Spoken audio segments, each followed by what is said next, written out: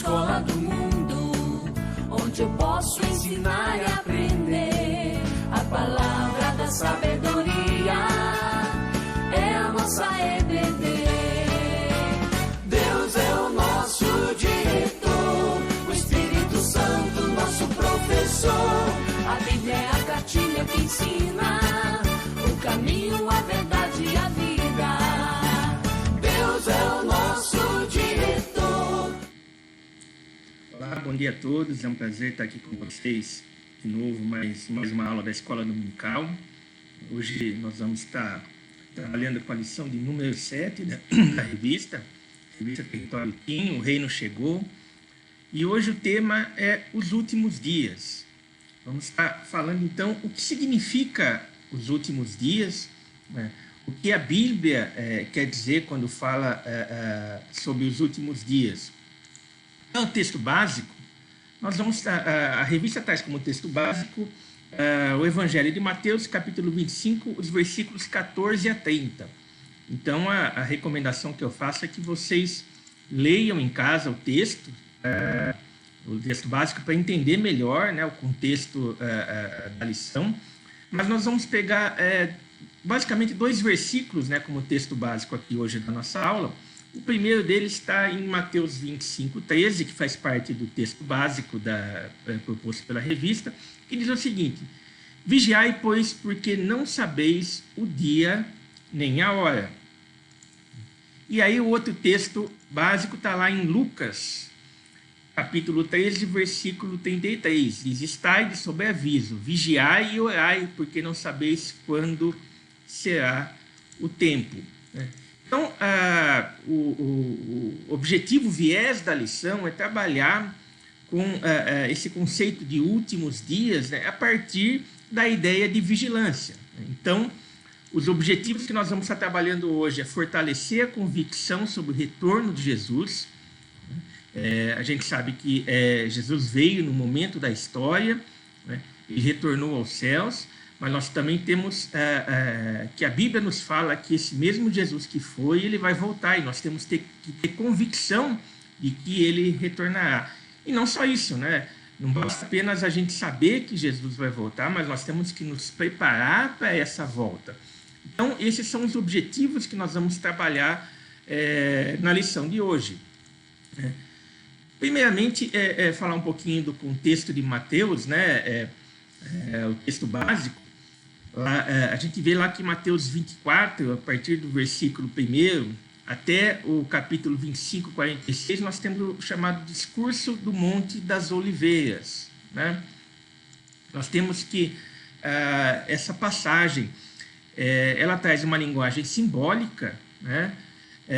Que aponta para vários eventos que vão ocorrer na história, referindo-se, portanto, a eventos escatológicos, né, ou últimos dias. A gente vai ver o que significa a palavra escatológico, né? Então, a escatologia tem a ver com a ideia de últimos dias. Esse termo se baseia, portanto, em passagens da Bíblia, tanto no Novo quanto no Antigo Testamento, que vão apontar para essa ideia de que a história tem um fim. Então, eu trago aqui dois textos do Antigo Testamento. O primeiro, lá em Isaías, capítulo 2, versículos 2, diz: nos últimos dias acontecerá que o monte da casa do Senhor será estabelecido no cimo dos montes. Então, nós vemos aqui Isaías fazendo referência a esse evento, né, denominado últimos dias. Também lá em Miqueias, capítulo 4, versículo 1, quase que uma repetição do texto de Isaías, né, diz o seguinte: mas nos últimos dias acontecerá que o monte da casa do Senhor será estabelecido no cimo dos montes e se elevará sobre os outeiros, e para ele afluirão os povos. Então, já lá no Antigo Testamento, né, nós já vimos essa ideia de que a história do mundo e da raça humana ela caminha para a sua consumação, né? Então, diferentemente de algumas escolas, né, que estudam a história, né, algumas correntes da história que dizem que a história é cíclica, né, ela vai e ela volta, né, a Bíblia nos apresenta que a história tem um caminhar linear. Então, ela tem um começo, isso falando em termos de história do mundo, história da raça humana, né? E ela caminha para o fim, né? Então, essa ideia dos últimos dias, ela vai se referir ao término da presente era das condições do mundo, né? Ou seja, o sistema que nós temos no mundo, né? As condições atuais do mundo, né? Todos os valores, a moral, né? Tudo aquilo que dá fundamento ao mundo, ao presente século, né? Isso vai se acabar um dia, né? Então, as condições do mundo, elas não são eternas, né? Deus estabeleceu a história, Deus comanda a história e Deus conduz a história para um determinado fim, né? Então, aí surge a pergunta, né? Qual será o fim ou o destino final do indivíduo ou da humanidade, né? Esse fim, né? A gente viu que sim, né? E qual vai ser esse fim, né? A gente vê, por exemplo, no Novo Testamento, né, que a era messiânica ela vai incluir 2 estágios, um tempo presente e uma consumação futura, né? E essa era messiânica é que vai dar início vamos dizer, ao início do fim desse mundo, né? Quer dizer, quando Jesus vem, portanto, ele inaugura esse tempo, né, que a gente chama de últimos dias ou últimas coisas, né? Mas essa era messiânica, né, ela tem um tempo presente, né? E é muito comum,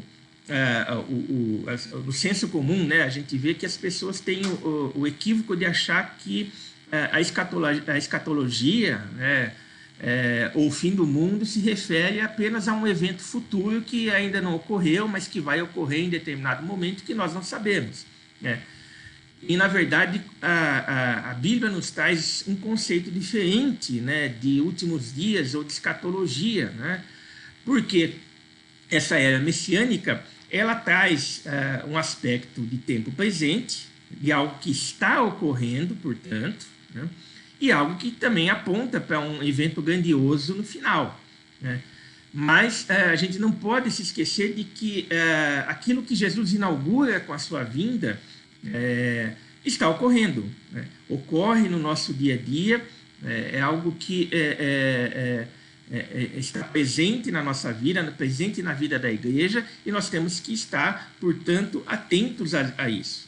A gente vê, por exemplo, Jesus, o último versículo do Evangelho de Mateus, falando o seguinte, na parte final: e eis que estou convosco todos os dias até a consumação do século. Então, essa ideia de que a era messiânica que Jesus instaura, que Jesus inaugura, né,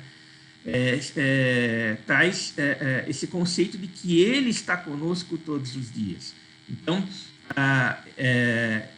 esse aspecto escatológico da vinda de Jesus mostra que há uma referência ao tempo presente, né? Ou seja, nós podemos dizer de certa forma que hoje nós estamos vivendo os últimos dias, né? Quando Jesus vem, ele inaugura esse período, né? Ele traz a promessa de que ele estaria conosco até aquele evento futuro onde haveria a consumação escatológica, né? A consumação do reino de Deus aqui na Terra. Então, a gente pode, de certo modo, entender que Jesus ele é uma figura central e fundamental para o conceito de últimos dias. Ou, em outras palavras, né, Jesus é o cumprimento da expectativa escatológica. Nós vimos lá, voltando aqui, né, texto de Isaías 2, né, falando dos últimos dias, Miqueias também falando dos últimos dias, né? Ou seja, havia uma expectativa entre o povo de Israel de que no futuro haveria o Messias, né, o ungido. A palavra Messias quer dizer ungido, aquele que seria o enviado de Deus, né, que, portanto, traria paz sobre o reino, traria libertação ao povo de Israel, né? Essa é a ideia, né, dessa expectativa escatológica. Se esperava por pela consumação, pelo fim da história, né, com a vinda do Messias. Né? E a Bíblia nos fala que Jesus é aquele que cumpre essa expectativa escatológica. Então a gente tem que Jesus é o ponto de convergência de todas as coisas. Né? E a gente vê lá em Efésios 1:10 dizendo de fazer convergir nele, na dispensação da plenitude dos tempos, todas as coisas, tanto as do céu como as da terra. Né? Então, a palavra aqui, plenitude dos tempos, pleroma, né? Que vai indicar um tempo pleno, apropriado, né? Quer dizer, nesse tempo pleno e apropriado, né? Em que todas as coisas, né, tanto as do céu como as da terra, vão convergir para Jesus Cristo. Portanto, ele é o centro dessa expectativa, ele é o fundamento dessa expectativa escatológica. E nós vemos também, reforçando isso, Gálatas 4:4, quando Paulo fala, vindo, porém, a plenitude dos tempos, o pleroma, né? Deus enviou seu Filho, nascido de mulher, nascido sob a lei. Então, há, portanto, um tempo, né, chamado plenitude dos tempos, onde Deus manda o seu Filho. Né, e ali, a inauguração do reino é estabelecido, né, e esse tempo escatológico se inicia. Então, plenitude dos tempos, né, seria o tempo predeterminado pelo Pai. Mostra que o tempo ordenado pela providência de Deus é oportuno e inadequado. Essas palavras de João Calvino. Né? O que nos mostra que a história ela não é uma série, né, de eventos e acontecimentos casuísticos. Né? Não são fatos que ocorrem ao acaso, mas há sim alguém que comanda essa história, alguém que conduz essa história para um fim pré-determinado. Né? Todas as coisas que ocorrem na história, elas têm a chancela, né, e a permissão de Deus. Não existe acaso.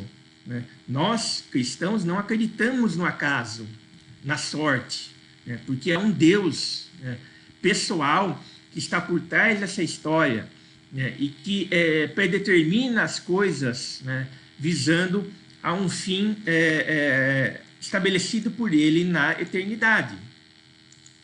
Então, a gente tem que Jesus é aquele que dá início aos últimos dias. Né? Ele não é apenas o cumprimento da expectativa escatológica, né, mas ele também é aquele que inicia os últimos dias. Né? Então, nós temos que o reino de Deus havia chegado com Jesus, né? Mas a gente tem que entender o seguinte, que esses últimos dias, que se refere os textos que nós lemos, né, pelo fato de apontar para um evento, uma situação presente e também para uma consumação futura, né, ela nos traz a ideia de que essa consumação do reino ainda vai ocorrer.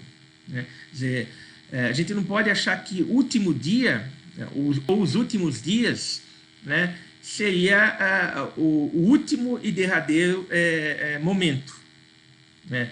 Quer dizer, esse último e derradeiro momento é um evento futuro que ocorrerá, mas os efeitos dessa consumação já são sentidos, a gente pode perceber. Ou seja, os últimos dias já começaram, mas não significa que tudo ainda está cumprido.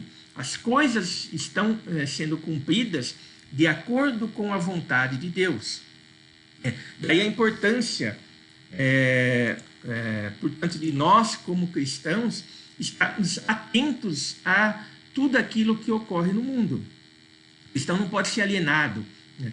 Ele não pode se fechar como se as coisas que ocorrem no mundo não lhe digam respeito. Né?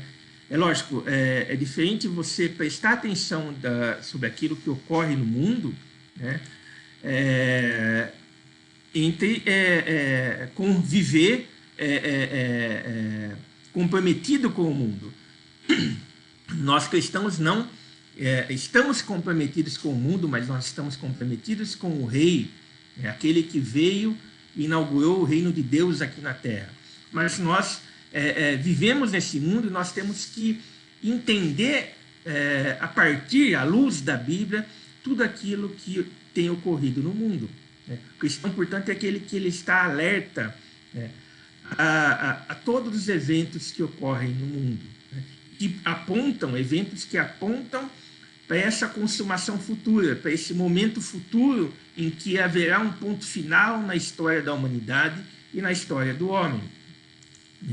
Então, a gente vê lá em João 6,39, né, e a vontade de quem me enviou é esta, né, Jesus falando, que nenhum eu perca de todos os que me deu, pelo contrário, eu o ressuscitarei no último dia. Essa ideia final aqui, né, de que eu o ressuscitarei no último dia, aponta para um evento futuro. Então, nós vemos aqui que no futuro, né, irá ocorrer um evento que vai colocar fim à história da humanidade. E Jesus aponta para isso. Ele, portanto, como cumprimento, né, da expectativa escatológica, como aquele que dá início aos últimos dias, né, e aquele que, portanto, vai nos ressuscitar no último dia. E aí, João 12:48 diz, quem me rejeita e não recebe as minhas palavras, tem o que julgue. A própria palavra que tenho proferido, essa o julgará no último dia. Então, aqui, novamente, a menção de que há um evento futuro, um ponto final na história da humanidade, né, mas que também há o desenrolar, né, dessa característica, desse viés escatológico já no tempo presente. Né? Ou seja, nós podemos sim dizer que nós já estamos vivendo nos últimos dias. Né? Jesus vem e inaugura isso, nós estamos vivendo, e nós precisamos, portanto, estar atentos a tudo aquilo que está ocorrendo no mundo.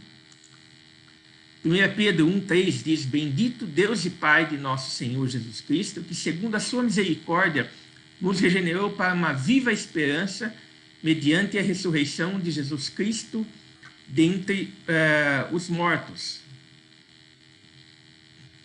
E aí ele continua, o texto continua. Para uma herança incorruptível, sem mácula, imarcessível, reservada nos céus para vós outros que sois guardados pelo poder de Deus, mediante a fé, para a salvação preparada para revelar-se no último tempo. Então, novamente aqui a menção a um evento futuro, né, que vai colocar fim à história da humanidade. Né? Esse tempo, né, inaugurado por Jesus com a sua vinda e que tem se desenrolado desde então e ao qual nós estamos vivendo, há um momento futuro que isso vai ter fim. Né? Então, o cristão, de certa forma, de certo modo, ele não pode ficar surpreso com as mazelas que ocorrem no mundo. É lógico que a gente não pode se acostumar e aceitar como se isso fosse correto. Né? Todo o pecado, todas as coisas erradas que ocorrem no mundo, todas as mazelas que ocorrem no mundo, né? Mas a gente não pode ficar surpreso. O cristão que fica surpreso com tudo isso é um cristão que não é vigilante.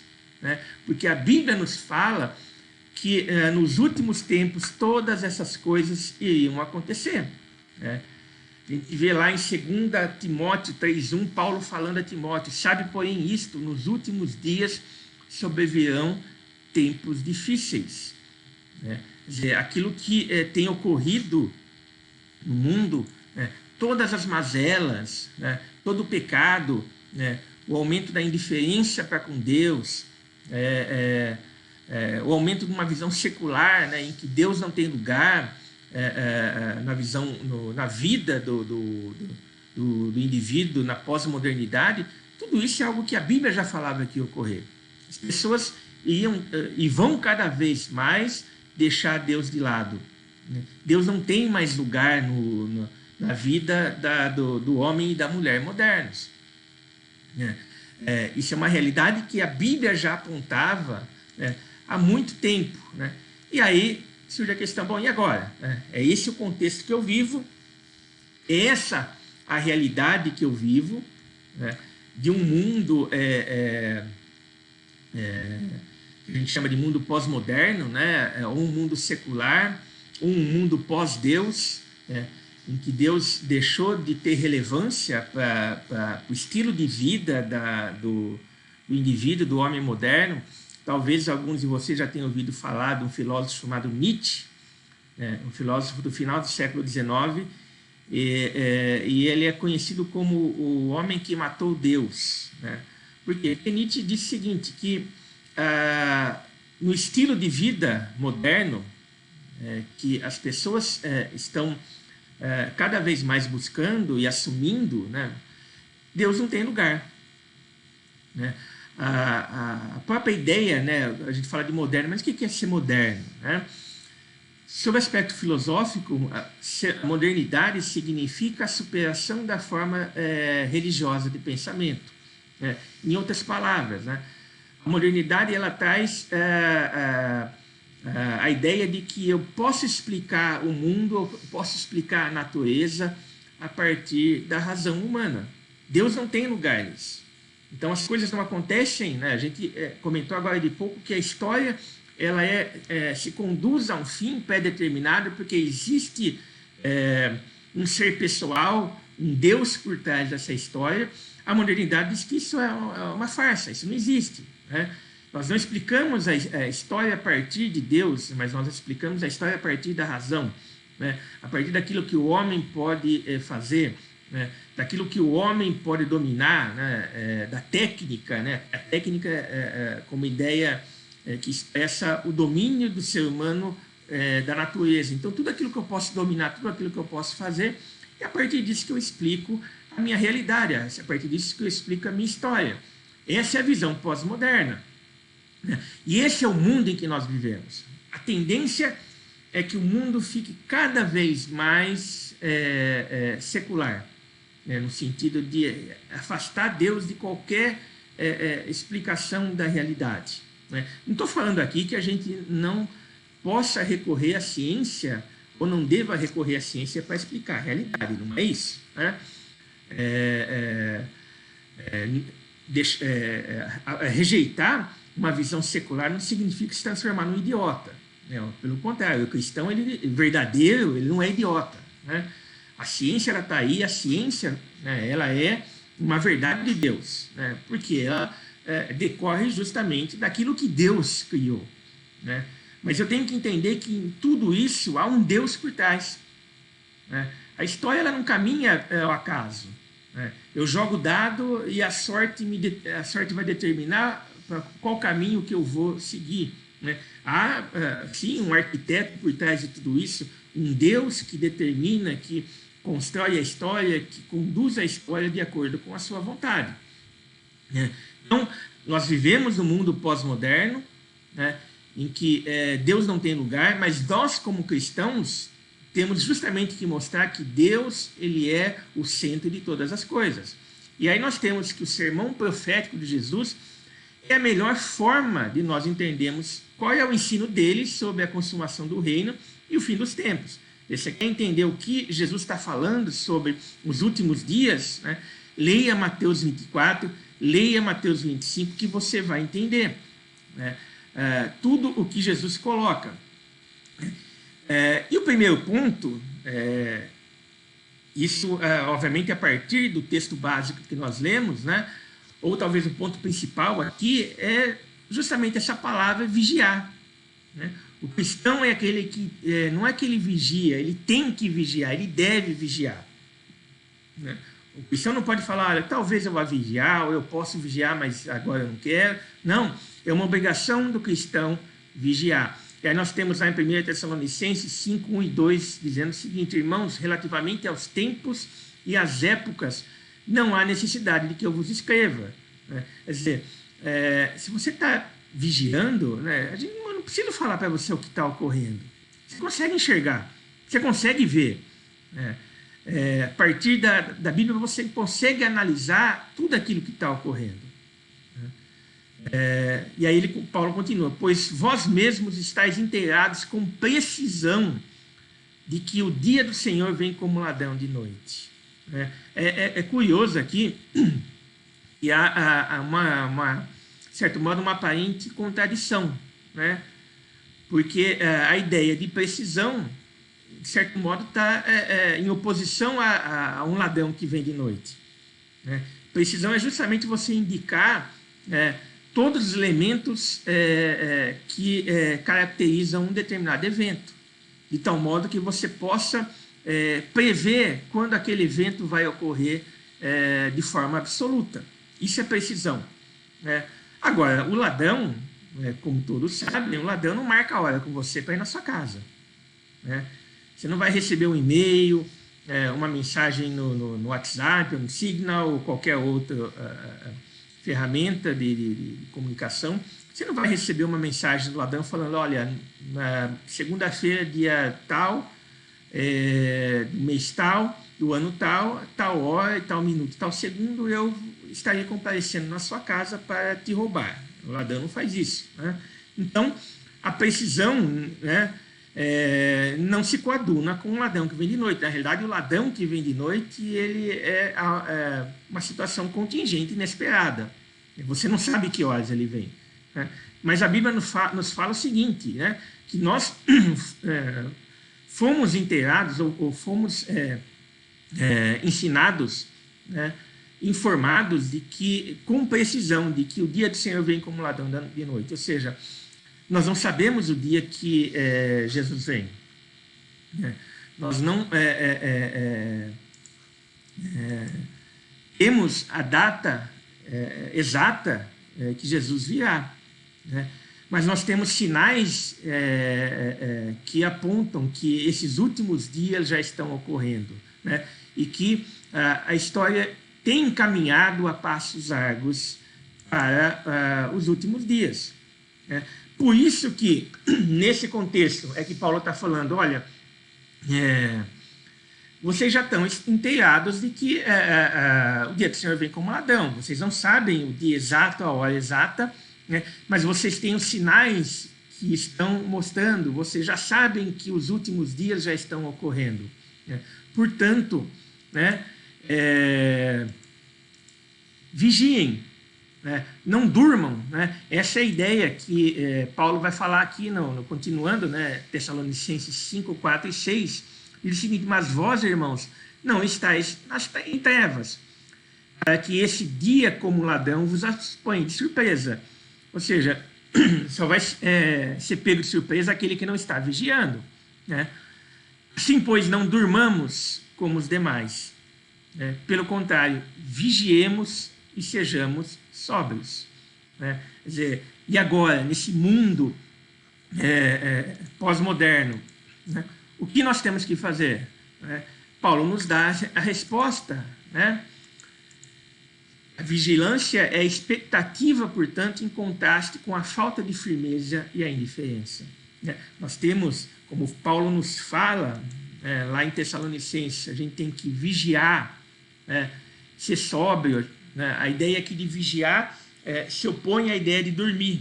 Que ele começa aqui no versículo 6 assim: pois não durmamos como os demais. Né? Pelo contrário, vigiemos e sejamos sóbrios. Né? Vigiar aqui não no sentido de vigiar a vida do outro, né, como muito crente gosta de fazer, né, mas vigiar a própria vida e aquilo que está acontecendo no mundo para enxergar os sinais da volta de Jesus. E aí Paulo lá em 1 Coríntios 16, 13 e 14 diz o seguinte: estejam vigilantes, mantenham-se firmes na fé, sejam homens de coragem, sejam fortes, façam tudo com amor. Né? Ou seja, a gente não pode dormir, a gente tem que olhar a história, olhar o mundo, saber o que está acontecendo, tudo isso a partir da palavra. Né? E ainda, como Paulo fala, a gente tem que fazer tudo isso com amor. Né? Ser vigilante não é olhar para as pessoas que estão perdidas com desdém, com falta de amor. Né? Ser vigilante e fazer isso sem amor não é ser vigilante. Né? Paulo deixa muito claro isso. Estejam vigilantes, mantenham-se firmes na fé, sejam homens de coragem, sejam fortes e façam tudo isso, né, com amor. E aí ainda Paulo, lá em Colossenses 4:2, nos diz: perseverar na oração, vigiando com ações de graça. Né? Quer dizer, a gente tem que, diante desse mundo, quer dizer, e agora? Né? O que eu faço? O que eu tenho que fazer? Né? Eu tenho que perseverar na oração, eu tenho que vigiar tudo que está ocorrendo com ações de graça. Né? Saber que todas as coisas que ocorrem, mesmo aquelas que aparentemente não nos parecem boas, né? Nós temos que ter a certeza de que Deus é aquele que está no comando de todas as coisas. Então, a gente vê claramente que a história tem um fim. Né?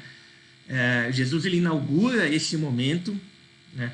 O momento, os últimos dias, esses tempos escatológicos, né? A palavra escatológica, a gente viu, significa, aponta para algo, para o fim, né?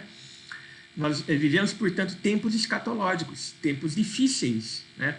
Mas nós, como cristãos, né, a partir da Bíblia, nós podemos ter a certeza e a esperança de que há um Deus por trás dessa história que conduz ela de acordo com a sua vontade.